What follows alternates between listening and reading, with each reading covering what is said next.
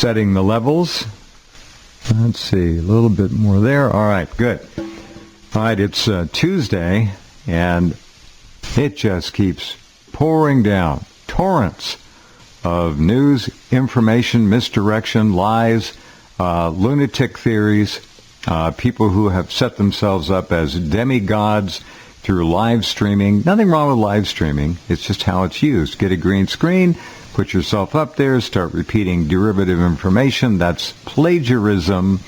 And you're a celeb, a star, as they say sometimes. And that's what a lot of people are doing online now. Not all of them. There's some really good people doing live streaming. Don't get me wrong. But I think you know who to trust. Now, a real quick one here. I want to hear this with all of you, and then I'll bring our guest on. This is CNN, and I don't know who it is. She's talking about Pelosi and Trump and American lives being lost. Here we go. This is... All right, here we go. Farther to commentate and said that she believes the president's failure to act early on cost American lives. That is a bold accusation. Mr. Vice President, do you think President Trump is responsible for the deaths of Americans? President Trump is not responsible for the coronavirus, but he is responsible for using all the power at his disposal to be able to deal with this virus. It's buffering. Hold on. Let's see if it unbuffers. Funny, Biden starts to talk and it buffers. Let's see. Hold on. Come on, you guys. All right, well, while this is... And there he is. Down the curve so that we move in a direction where instead of going up like this, we're going like this. And he has been very slow to act, where, for whatever the reason has been very slow to act on a whole range of things. For example, he still hasn't fully invoked the Defense Production Act, which I call for All right, I guess God doesn't want to hear Biden either, so he's interfering. Hello, Donald Jeffries, and welcome back tonight. How are you? Hey, Jeff, how you doing? I'm just watching this craziness. Yeah. It is crazy and it's unprecedented, and it just keeps getting crazier and crazier, and all of us should be asking ourselves, what's the end game here? What's, in my state of Virginia, Governor Ralph Blackface Northam, who's somehow still in office. How can that be? An outright communist in office. Amazing. Well, he's got a lieutenant governor that I don't know how many sexual harassment allegations he has against him. He's there too. So this has become, a huge blue state here. So thanks to Northern Virginia, where I live. So Democrats are hard to get out of office now. But he signed an executive order yesterday that basically locks down the state. It's basically martial law without a troop, without a shot being fired. And It shows how passive Americans have become. Right. There's a curfew on at 8 martial o'clock. law, house arrest. Just keep us safe. Do whatever you want. We'll give it all to you. Just keep us safe. Yeah, I don't even know what it means. There's a curfew at 8 o'clock. It's unclear, like, if you're out walking in the neighborhood after 8 o'clock, are you going to be arrested? I mean, I don't think so, but I don't. It's very frightening, because this is the kind of thing, and I wrote an article today that be up on Lou Rockwell called The Medically Induced Police State. And I think that's what it is. Good title. Good title. Yeah, I can sometimes be clever with punning things. You did. That's a good one. But this is what it is. But, a lot of us, this is what I've been predicting for years. All of us in the conspiracy world have been talking about, this keeps up, we'll have a police state. Well, we can't say it anymore because it's here. It's here. We are confined to our houses, and regardless of what you think about what this virus means, what it is, and there's a lot of unclear stuff about where it originated, if they've even isolated this particular strain. I heard Joe Biden refer to coronavirus, and you're seeing it over and over again. All these celebrities that are coming up with it every day, and there are a lot of predictable ones like Greta Thunberg and Chris Cuomo and Prince Charles. people that you would expect to be on board with whatever it is they're planning here. But every time they do it, they never say they tested positive for COVID-19. They always say they tested positive for the coronavirus. Now, I don't know if they're just mixing up the terms interchangeably, but they're not the same thing. There are lots of different strains of coronavirus, and we've never had a problem thousands with one like this. Thousands. Yeah, like this. But the idea is that this one, 19, whatever that is, which it means the year 19. It's COVID means coronavirus disease. COVID and then dash 19 for 2019. That's what it means. Okay.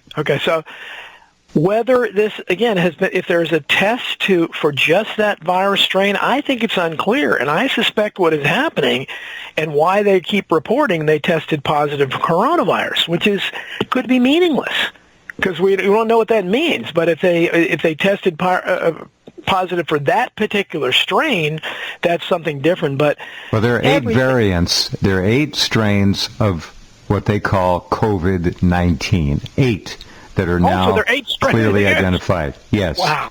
8 strains of the strain. Wow. So that makes it even more complicated. But I'm just looking at what has happened, and we're looking at a situation, again, and what's incredible, Jeff, is that I wrote my article, is that all this has happened in a matter of a few weeks.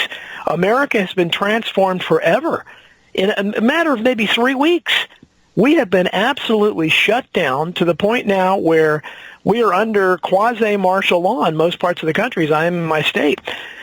Businesses are shut down everywhere, and still not a peep out of the business community. These are people who profits mean everything to them. These are capitalists who worship at the altar of the marketplace. Nobody is out there saying, hey, you can't do this. Business is never going to recover. In our state, the lockdown is going to last, according to Northam, until June 10th. You're talking about over 2 more months. What small business will be left at that time? What mid-sized business will be left? I've heard somebody say the employment rate, and that's using the phony stats they have now, which are not real, and they're always underreported, is like over 30% already. I mean, we've already surpassed, I think, the Great Depression. I don't even know if they're hit 30% in the Great Depression. This is incredible, and what they're doing is just mind-boggling. And the fact that there is such a uniformity of opinion among the leadership. There is no dissent. I thought it was bad after 9/11, where no dissenting voices were allowed. Even the family members, and there were lots of family members who had a problem with the official story. They just were frozen out of the media, and people like media whores like Chris Matthews attacked them on TV, the family members, because they weren't on board with the story. Nobody. I mean, other than Trump himself is about the only naysayer we have, because he doesn't appear to know what's going on. And lots of times he wanders off the reservation and, kind of says, well, it'd be nice to have people back to work. And he tries to, inject some kind of hope. He's the only one doing that. And, of course, he's not effective at it. But where are the other leaders?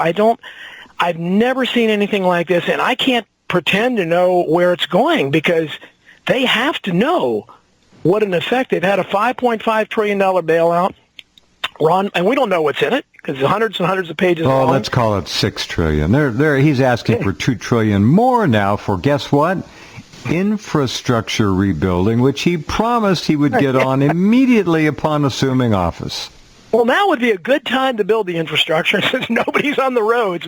Maybe you guys truly amazing what's going on. Truly, and he'll brag about it afterwards too. It's all about him. All about him. It's amazing, but to think that that you have a bill like that, which these alleged representative of ours probably never even read. They have no idea what's in it. I know one thing that's in it is I think it was $500 million, or I can't remember, it was some outrageous amount, maybe not quite that much, that the Anti-Defamation League of all people was asking for. Wait. They gave the ADL the money it was asking for? I'm not surprised. Yeah, I just didn't know. It might have been 60 million, as I understand it. Name one Jewish organization request that Trump has said no to. Just name one. No, Can you? In 3 years and 3 months? No, of course not. He's kept his promises there. That's for sure. It's the only promises he kept. But and I believe it was ADL lumped in with other so-called nonprofits. Well, right. I mean, it's laughable to think that with all this going down on and the ramifications from having that many workers out of work, that many businesses decimated. Oh, you ain't seen anything yet, as they used to say. You ain't seen anything yet. Well, it's going to get bad. 40 million out of work minimum. And that doesn't count the 103 million who never got jobs. Right. Think about it. They were already there. And they weren't counting, and they were bragging about the fake unemployment stats that they rightfully talked about in the campaign, because they're not. But now you're going to have, are you going to have a $5.5 trillion bailout every month? Because you're going to need it. The $1,200 are the little pittance, the trickle-down droppings that you were giving to individuals. It's going to be used as a platform for the liberal, socialist, leftists to start screaming for universal income. They're going to demand it every 2 weeks, $1,250 or whatever it is. But you're right. It's just a joke. This is really hardcore socialism at work. We're being pushed into the next level, the next world right now, using this as a shield to do it. Everybody knows it. Everybody who cares understands what's going on. Just for fun, Biden says what you've been saying, what I've been saying forever about Trump, and I've got this fixed. So let's listen to Creeper Joe talk about this coronavirus. President's failure to act early. That is a bold accusation. Mr. Vice President, do you think President Trump is responsible for the deaths of Americans? President Trump is not responsible for the coronavirus, but he is responsible for using all the power at his disposal to be able to deal with this virus by changing the peak, getting down the curve so that we move in a direction where instead of going up like this, we're going like this. And he's... Excuse me, Joe. Flattening the curve doesn't change the fact that we have a virus, a pandemic. It just lengthens it so the healthcare facilities can more appropriately deal with it. He's making it sound like you flatten the curve, it's going to end sooner. Wrong. And back to it. Very slow to act, where for whatever the reason has been very slow to act on a whole range of things. For example, he still hasn't fully invoked the Defense Production Act, which I called for a while ago. He finally did with General Motors after a little roundabout in terms of building ventilators. What about the masks? What about those gowns that those nurses and doctors need? They're made of paper. What about the goggles they need, the face shields? What about the gloves they need? He can do that by the Defense Production Act right now. He could have done it yesterday, a week ago, 3 weeks ago, 5 weeks ago. They're in short supply.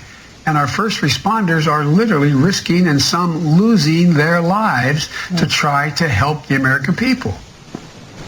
Well, thank you, Joe, very much for saying what we've been saying on this program for, let's see, the second week in January, I would say, is what we have as a start date. Our first special program was January the 8th. We've been saying this ever since. Fine, we don't own that right, but we did make the statement. We have been making the statement over and over again about the DPA since that was brought up.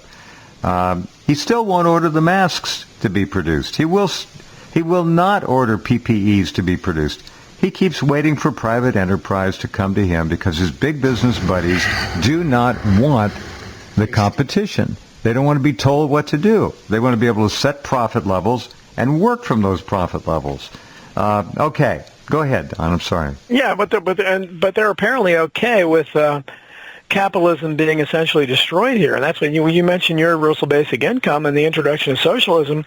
Yeah. I don't see any way for us to go back to any kind of even the crappy crony capitalism we had. We haven't had free enterprise in this country. We're being for a long moved time. into hardcore socialism. That's where we're going. What else could? I mean, the only possible way that we can continue to function as society when you basically. And that's why people develop conspiracy theories. Was this the plan all along? Was it a plan just to take that next step? And finally, I've talked for a long time about how we know that our leaders are absolutely tyrannical. We know that they are really, really bad people. But they've presented this facade where they joke and laugh, and they have their mouthpieces like Katie Couric saying, "Hey guys," and presenting the fluffy stuff like everything's cool. Well, you can't do that now when everything's falling apart. So is this their attempt to take the mask off and say, "Okay, we're going to stop pretending. We're tyrannical. That's what we are." Or will they, you never know what they're going to do. Will something come up where they back off in a couple of weeks and then they start bragging about what a great job they did because of the social distancing? Well, he's already doing that. He says if 200,000 Americans die, that's a good performance. That's what he's hoping for. He actually said that. Well, they've set the bar again incredibly low, and I've never seen anything like this. But whatever you think is really going on right now, we have such a combination, just a deadly combination of corruption and incompetence, the likes of which I don't know the world has ever seen. And these are absolutely historic. True. Yeah. True. I mean, so you have somebody like Trump who would epitomize the incompetence thing, and you have so many corrupt people there. So you have a mixture, so that I don't think that whatever you look at it, I don't think this thing just happened. If there is a real strain out there that's deadly and it's going to wipe out all these people, I don't think it got there just accidentally. It is not, Donald. It is not just the flu. This is a bad virus. This virus was created, in my view, I can't prove it, but it is obvious that this is a tool with which to accomplish all the things we and many others have been fully brought into the light of day about. I was told about this in quite specific detail a year ago by someone who is at the top, and this came as no surprise. And I began believe it or not, I began stocking up on things a year ago. Toilet paper, basic essentials, you name it. And I've got it, and I'm very thankful I was able to do it. This is not going to get better. Now they've gone from 100 to 200,000 dead. They pushed it up. Now it's 240,000 people in the United States dead, between 100 and 240. That's going to go up. It may end up being 1.5 to 2.2 million. We don't know. There are people who suggest it's going to diminish somewhat during the heat of summer. Well, it's not the heat of summer that does it. This virus does just fine at 98 degrees Fahrenheit. That's proven. It doesn't like ultraviolet light from the sun. That's the plus. That's what people don't understand. It's the UV light. It's not the heat. Well, I've noticed that they seem to be, again, poo-pooing any kind of potential not cure, but anything that you can fight against it. Any diminution of the curve. Yeah. They're suggesting, correct. Go ahead. Yeah, and because I saw somebody talking about, on the mainstream media, saying something like, this is not effective.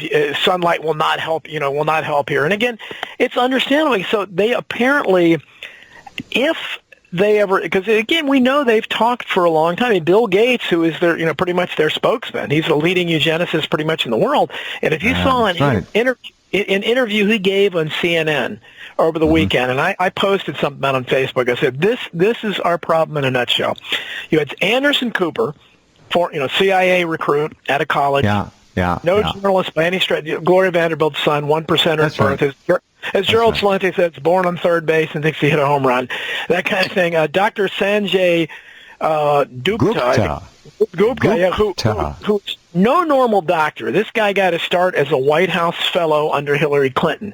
He's politicized. He's no normal doctor. He's on there. These two are interviewing Bill Gates, who, again, the ultimate 1%er, who is up there, and he's, they would scoff at you or me or anybody else who is not a scientist or a doctor, proclaiming what's going on here. You don't know what you're talking about. But Bill Gates, a computer guy who stole software and became a monopolist, and then became for a while the richest known man in the world, he can get up there and pontificate about as if he's a knowledgeable virologist or epidemiologist or something. He doesn't know anything. He's got no expertise in this area, but people are hanging on his word. And when they criticize average people on the internet for saying something, they're just as informed and just as much of an expert as Bill Gates is. But Bill Gates' word is taken as knowledge. And of course, before this all began, he breathlessly he said, 33 million could die. And again, he picked that number 33, which is, he didn't say 30, which a normal person might do. He picked 33 out there. He's been fantasizing at this forever. So he's giddy. If you watch that interview, he couldn't stop the inappropriate smiling. It was nonstop. And he was almost giddy. Yeah. It was weird. It was bizarre. So people watch that and see what we're talking about. I don't pretend to going on here. All I know is that the repercustions from this will be felt forever, and that's right. We've lost this. America is gone. I've been calling this America 2.0. We have to say America 3.0 now, because it's going to be something completely different, and you're going to have to. There's going to be no argument against a universal basic income or any kind of socialism, because not much. No, with all those people thrown out of work and no jobs to go back to. It'd be political suicide to do it. Yeah, it would be impossible, because it'd be like going back to, I don't know, the founding of the free enterprise system. You're just not going to be able to do it, and that's why this is just mind-boggling to me, that even if again, if I believed everything they're saying, the fact that because real capitalists, the main thing they care about, they wouldn't necessarily care about a pandemic or anything. They're concerned about their profits.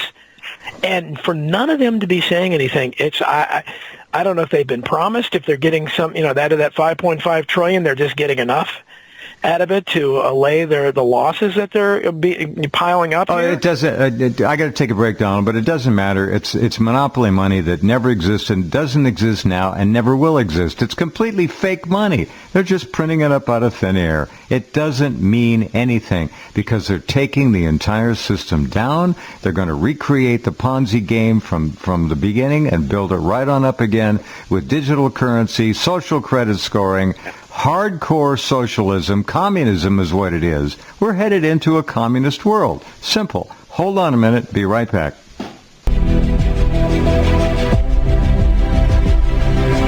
Okay, and we're back. Got a nice email from Michael Wysocki. He mentioned that you mentioned that the medical martial law is staring us straight in the face.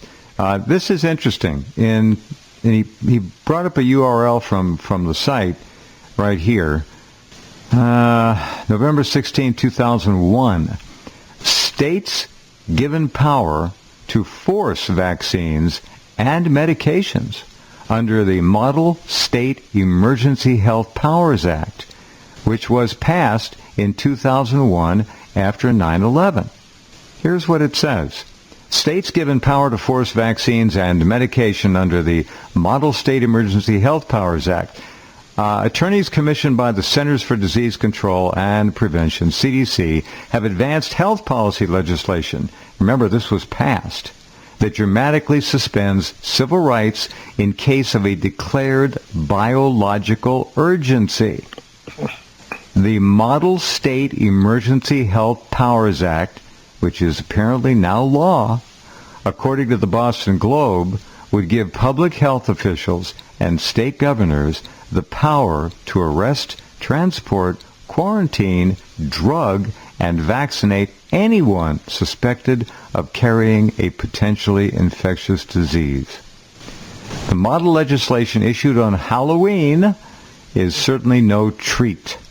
The Globe reported that authors Lawrence O. Gostin, G-O-S-T-I-N, a prof at Georgetown and director of the Center for Law and the Public's Health, and James G. Hodge of Johns Hopkins University worked to balance the need to control disease with protecting individuals' civil rights. But they seem to have failed rather poorly, if I'm reading this all right, and I'm sure I am. This is written by Dr. Len Horowitz, by the way. So the precedent is there. This law is apparently on the books, Donald. and I'm just waiting for, I guess, some governor to discover it. Well, and even if it wasn't, if something like that wasn't on the books, I think what you're seeing, what you're seeing is the effect of decades and decades worth of dumbing down, of brainwashing, and the overall submissive, subservient nature of Americans. And I don't think it's, and what's really incredible is beyond our country. If this is a worldwide phenomenon, is this going to usher in the era of world government? Is that the only way we're going to be rescued from this? Because you see things like, I was reading in Australia, you talk about a draconian thing. I think they said something like, if you're caught outside your home, you could spend 10 months in jail or something. I mean, it's just mind-boggling. Yeah. And so it's happening all over. No one is standing up and raising hell about this. Not to any substantial degree that I can see. No one. No congressmen, no senators. Then nobody's cautioning. Hey, don't go too far now. We've got a constitution here. Well, nobody's saying anything. We're already in a world government. It's called central bank world government. It's only going to get worse, though. And this is the way they're going to take care of the few remaining holdouts in that world banking system, like Iran and North Korea, Iran, and Cuba, the last three. Right, exactly.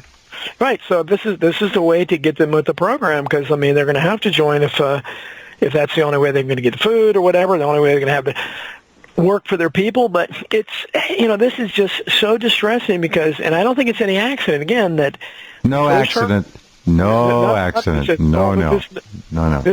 We first heard of this virus coming out of Wuhan, where all the protests were going on. That got rid of those protests real quickly.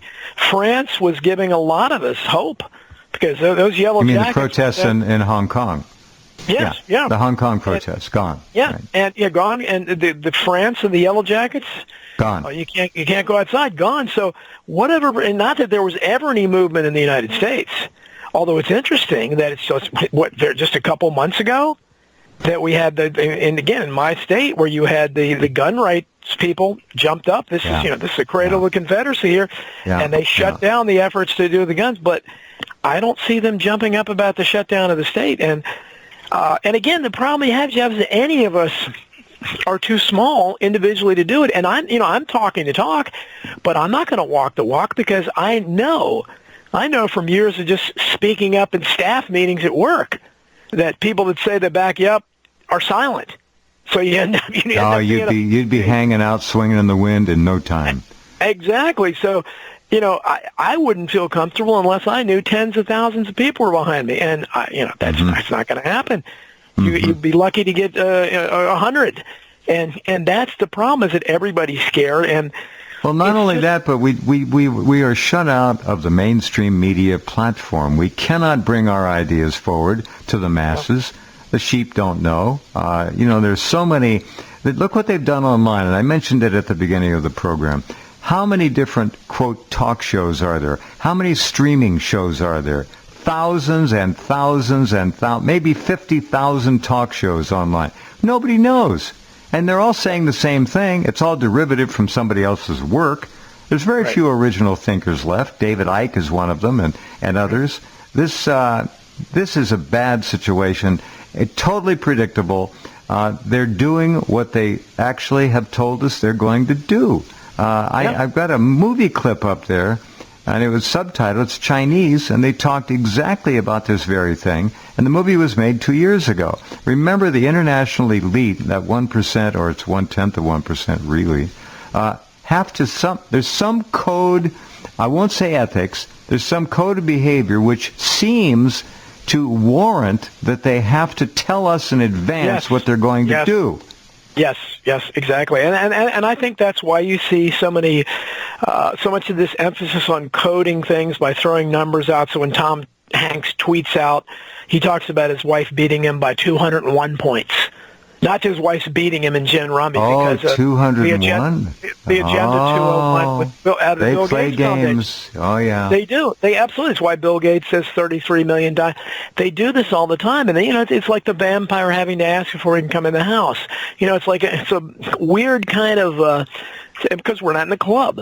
We don't know, but you're right. They do seem to have to, it's hiding in plain sight. They have to tell us because they know no matter how obvious they make it, the vast majority of people are not going to question. And you're seeing now there's so many people that aren't questioning this narrative at all. And what I'm concerned again is the outcome here, because no matter how you look at it, we can't go back to normal. We've probably already crossed that boundary. If somehow everything reopened again next Monday, which we know that's not going to happen, but if somehow it did, I still think you'd have that 30-some% real unemployment rate at least, if not 40% real rate, and you would have untold numbers of businesses that is closed. You just look at Jeff, for instance, the ramifications for Social Security and things like that.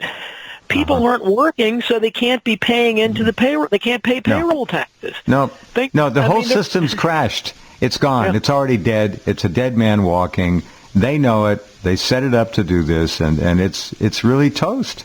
They're going to come back with a whole new system because of this. In 2 or 3 months of this, there'll be nothing. There'll be nothing left of it to even pretend to salvage. It's going down. And most Americans have what, their panic shopping provided them with a couple of weeks of food, maybe. You got 2 or 3 kids. These people are going to be lining up in bread lines like they did in the 30s all over again to get a little bit of food. You watch. The people are home now, but they're eating through the food that they were able to buy before the stores were forced to, limit shut down the wide open, quote, hoarding of food. So people aren't, this is a fused issue. The fuse is burning. People are going to run out of eats. Watch. Yeah. Watch. And you see just how quickly this happened. Again, I just looked back at early March. I mean, less than a month ago, we just were not in this situation. We heard about this virus, but you never suspected that all businesses could be shut down and that there could be this kind of response. And again, because I argue with people all the time online. They say, okay, so everybody in all these countries are in on the conspiracy. Well, what do you think globalism is? Of course, they're all in on it. They're all working together. They can't. If you and that's not to say that the mid-range bureaucrats in all these countries know what's going on. This is the global elite talking to their chosen hacks and access those hacks anytime they want in these countries. They do. They just pick up the phone, tell them what to do, and they do it. It's real simple. And you see the reality of people who are doing really well. And I described it in Survival of the Richest, how there's an 80-20 split. I think 80% of the people are struggling in one way or another all the time. That's right. It's a casino. Right. It's like a casino. It's 20% have to win, 80% have to lose.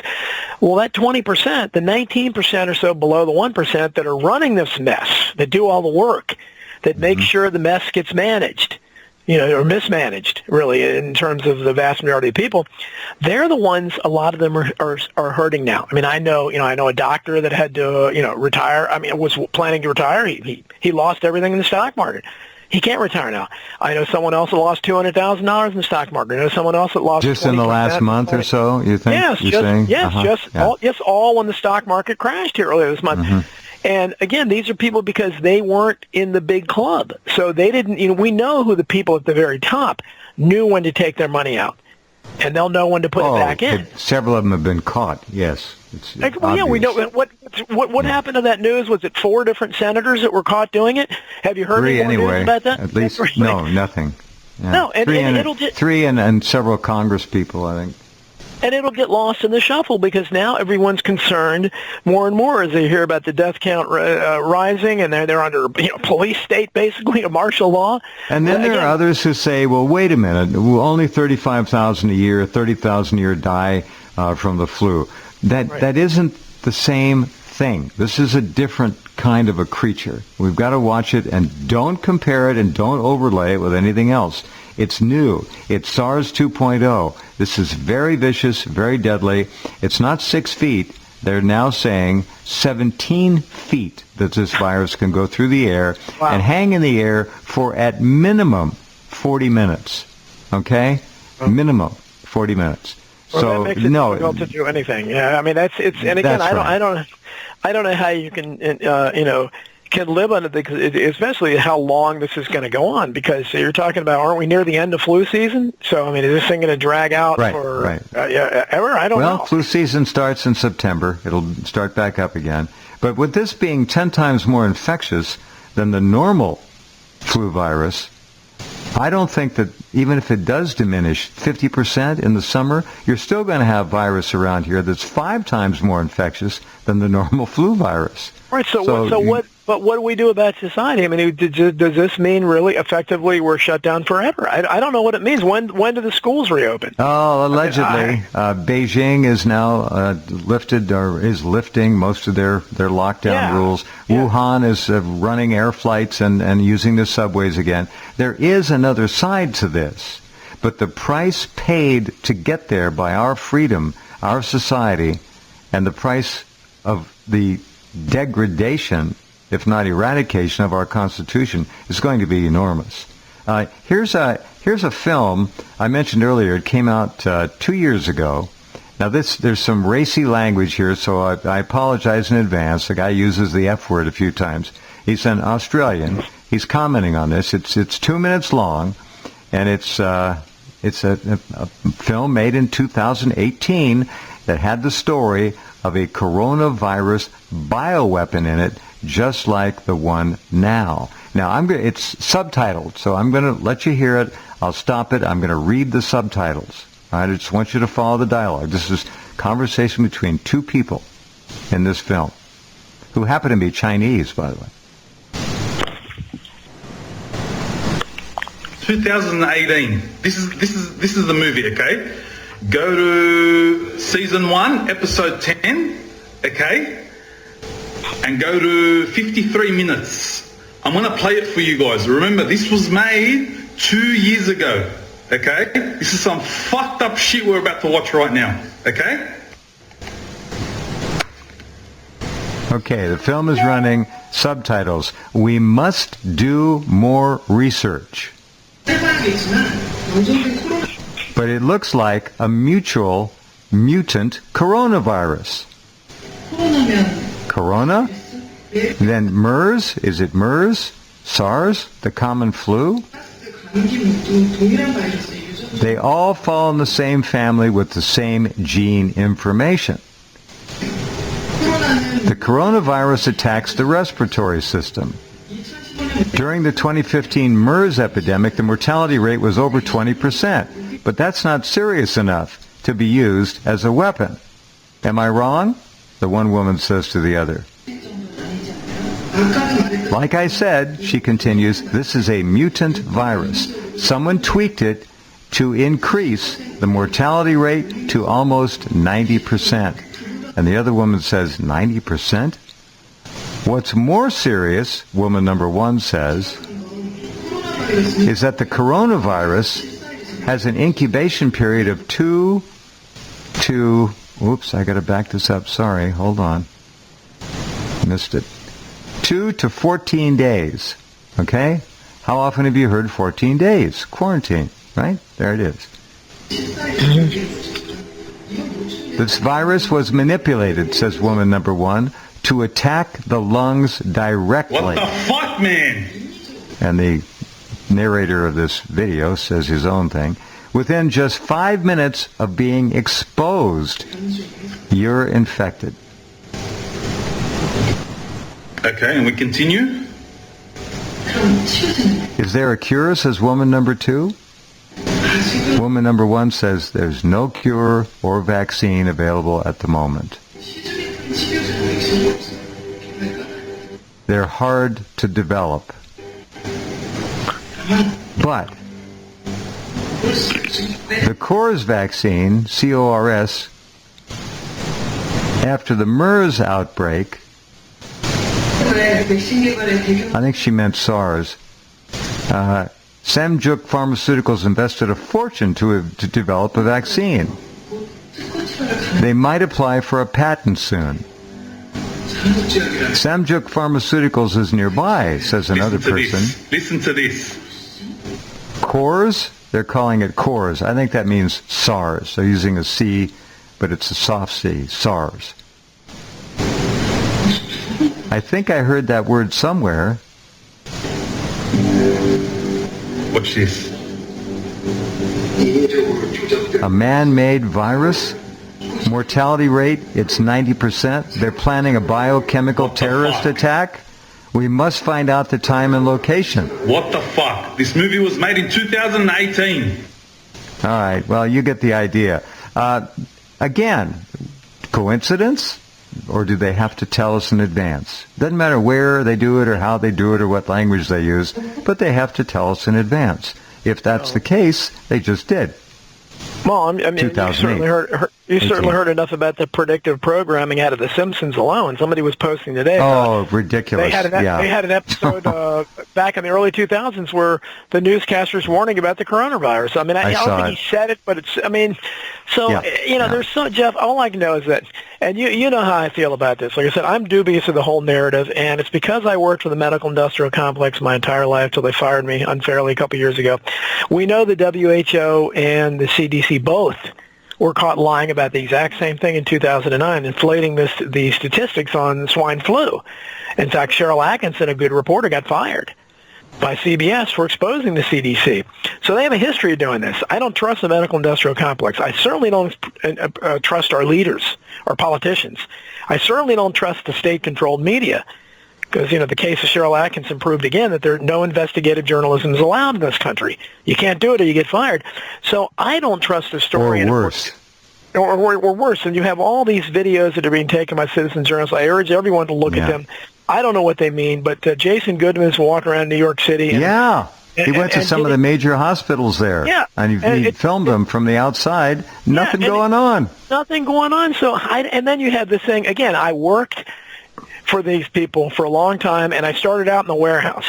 And that supposed video of so-called corpses being loaded by forklift into a truck, again, this would never happen. And they had 3 of them sitting on the sidewalk. I mean, first of all, it violates all contagious disease. I mean, you would put corpses that died of this thing out in the. I mean, it's ridiculous.